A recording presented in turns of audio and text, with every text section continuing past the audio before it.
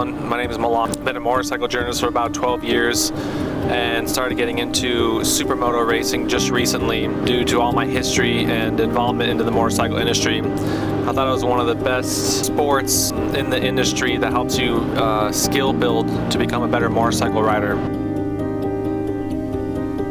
How I prepared for the AMA Super Moto was a lot of mountain bike training. I had my own Supermoto that I was supposed to train more on, but unfortunately got into a terrible motorcycle accident, so that cut down on my training time a lot. My biggest fear on the circuit, it's not crashing or going fast. I'd say it would be a rider error where I make a mistake that hurts myself or someone else.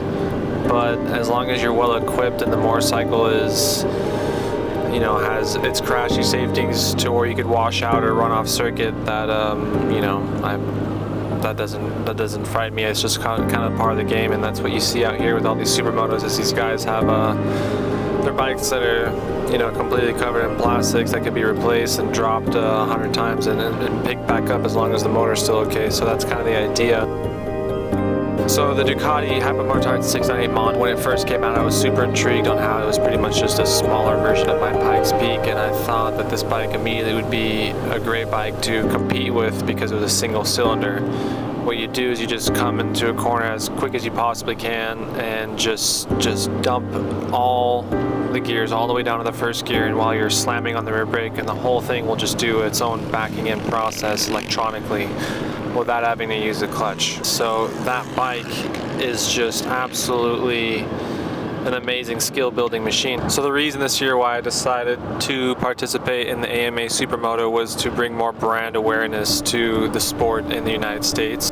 And it's really interesting to see that a lot of Americans, you know, want to bring that over here to the United States. So pretty much just with my page and my socials, I just want to be able to shed the light on the AMA Super Moto series.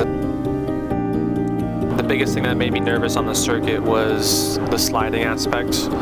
There were many slippery spots that were consistently just slippery, so I would try to push in sections where my front would slide or my rear would come out. Also, when following other riders and following their line and either crashing or coming into a corner too fast because we were both trying to race each other, that was it's also nerve-wracking a little bit to not want to hit another rider. And the start's always the most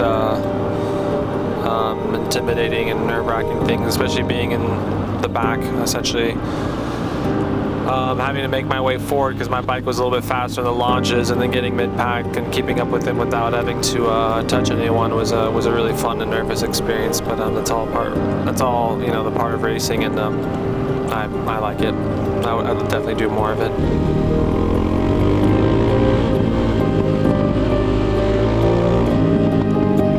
This being my first race, it was really interesting to see everyone in the pits, especially everyone who came from overseas. I know there was a few Italians and also some US racers who went and also came back.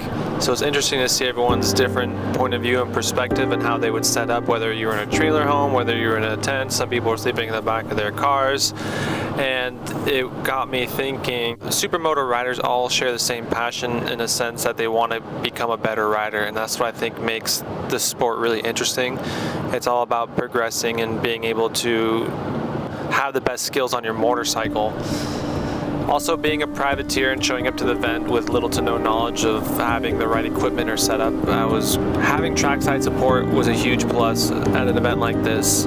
With the Toxic Moto Racing guys, they were able to help not only myself but everyone else change out their tires in a timely fashion to get the practice and qualifying and racing it. So having passionate people who are in the industry and sport who want to come out even in their trailer with all their tires and anything they have in terms of spare parts to support racers at this sort of level was really fun and interesting, and those are the people that pretty much keep the sport together. This overall racing experience taught me the level on how these athletes have to perform in this AMA Supermoto and even at a much higher level, and it was a great experience to be a part of, and I'd love to be able to support this race series and this racing scene in the United States more, especially getting everyone else more involved into the riding and skill building aspect of supermoto riding. So I just want to say thank you to everyone who was involved and who came to support me, and I hope to continue this beautiful journey in the future.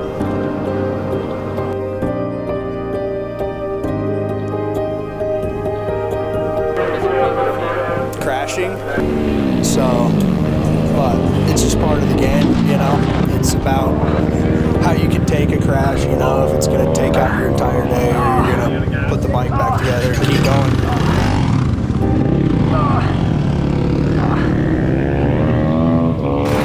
Feels good if I get back on the bike and get going. If I'm hurt, that sucks. It's a shitty feeling. It's a really tough feeling to deal with.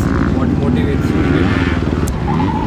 Just the fact that I'm here, you know, I might not be able to be here again. So I paid to be here. I worked my ass off to get the bike built and everything. So here we are. I gotta live it all the way through.